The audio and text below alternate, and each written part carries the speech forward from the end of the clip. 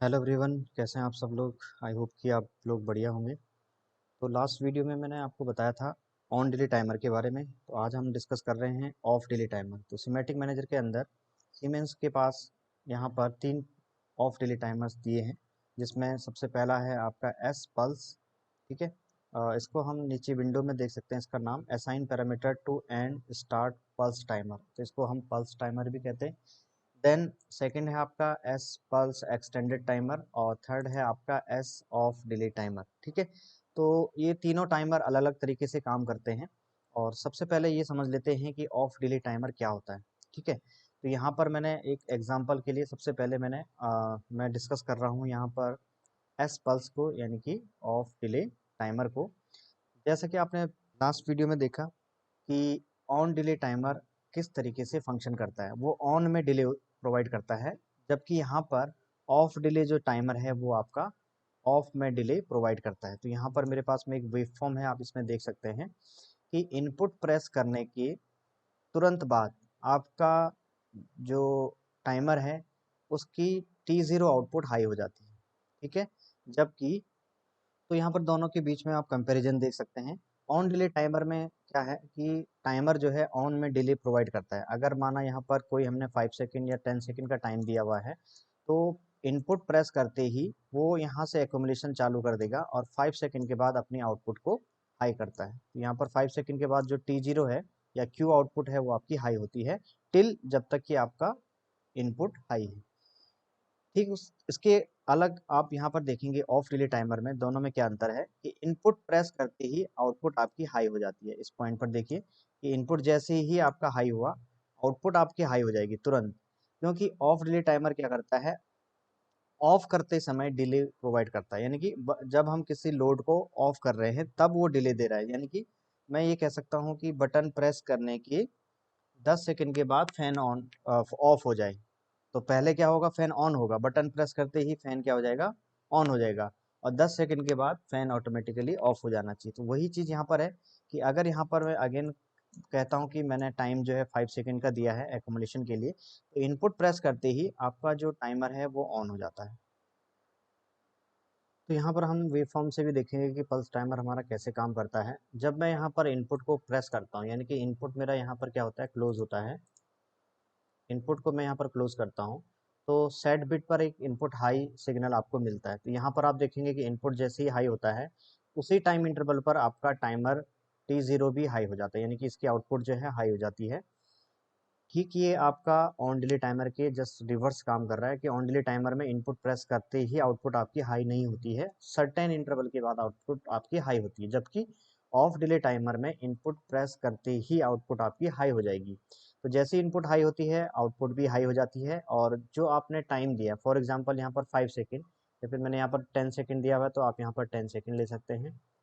For example यहाँ पर आपने 10 सेकंड का जो डिले दिया है, आफ्टर 10 सेकंड आपकी जो आउटपुट है ऑटोमेटिकली लो हो जाएगी, इवन आपका इनपुट हाई क्यों ना हो।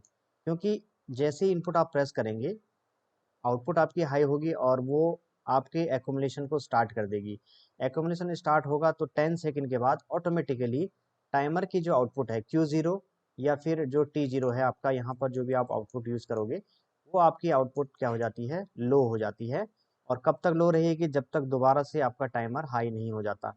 नेक्स्ट टाइम जैसे ही टाइमर इस पोजीशन पर आपका हाई होता है, अगेन आपकी जो आउटपुट है वो अगेन हाई हो जाएगी, और अगेन ये 10 सेकंड का एकोमोलेशन डिले जो है आपका कैलकुलेट करेगा, और इस 10 सेकंड के बाद ये ऑटोमेटिकली अगेन लो हो जाता है, इवन कि आपका इनपुट यहाँ पर आगे कुछ सेकंड के लिए हाई भी क्यों ना हो। ये पल्स टाइमर की कंडीशन बता रहा हूँ। पल्स एक्सटेंडेड में थोड़ा सा अलग तरीके से और ऑफ डिले टाइमर में थोड़ा सा अलग तरीके से काम होता है। दूसरा, यहाँ पर इनपुट आपको कंटिन्यूसली प्रेस करना है। ठीक है। तो ये ठीक ओडीटी के जैसा ही है, इनपुट आपको कंटिन्यूसली प्रेस करके रखना है। जैसे ही आप इनपुट को रिलीज करेंगे तो टाइमर भी आपका स्टॉप हो जाता है। जब आप नेक्स्ट टाइम इनपुट को प्रेस करेंगे तो टाइमर का एक्यूमुलेशन फिर से स्टार्टिंग वैल्यू से होगा। तो यहाँ पर देख लेते हैं कुछ ऑपरेशन इसका। तो यहाँ पर हम पल्स टाइमर का ऑपरेशन देखेंगे, किस तरीके से पल्स टाइमर हमारा काम करता है। और ये एक ऑफ डिले टाइमर है, तो इसको इनपुट दे करके देखते हैं हम लोग कैसे काम करेगा। तो चलिए इसको इनपुट प्रोवाइड करते हैं। I0.0 पर मुझे 1 प्रेस करना है, सेट इसको करना है।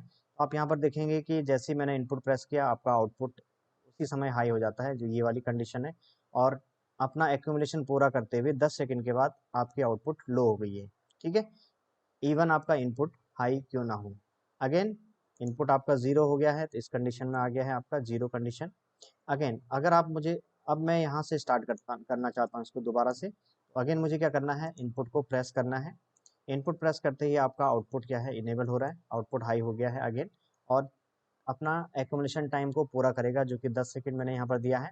और आफ्टर 10 सेकंड इसकी आउटपुट लो हो जाती है। दूसरा यहाँ पर क्या है कि आपको पल्स टाइमर को कंटिन्यूस पल्स देना होगा। जैसे मैं यहाँ पर इनपुट प्रेस कर रहा हूँ और अब मैं बीच में ही इनपुट को रिलीज कर देता हूँ, तो आप देखेंगे कि टाइमर आपका रिसेट हो जाता है।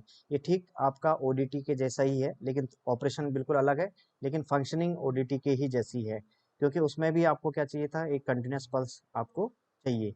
यहाँ पर क्या है कि आपको इनपुट को हमेशा कंटिन्यूस पल्स अप्लाई करनी है। यहाँ पर सेट वैल्यू को आपको इनपुट को हमेशा हाई रखना है। ठीक है, अगर आप बीच में इसको रिलीज कर देते हैं तो अगली बार नेक्स्ट टाइम ये फिर से उसी पोजीशन से स्टार्ट होगा। ठीक है, तो बेसिकली ओडीटी और ओडीटी पल्स टाइमर में क्या अंतर है। ओडीटी क्या है, आपका इनपुट प्रेस करते ही ऑन नहीं होता है, इनपुट प्रेस करने के गिवन टाइम इंटरवल के बाद ऑन होता है। जबकि एस पल्स जो है आपका of delay timer, input press करते ही ऑन हो जाएगा, लेकिन गिवन टाइम इंटरवल के बाद इसकी आउटपुट लो होती है।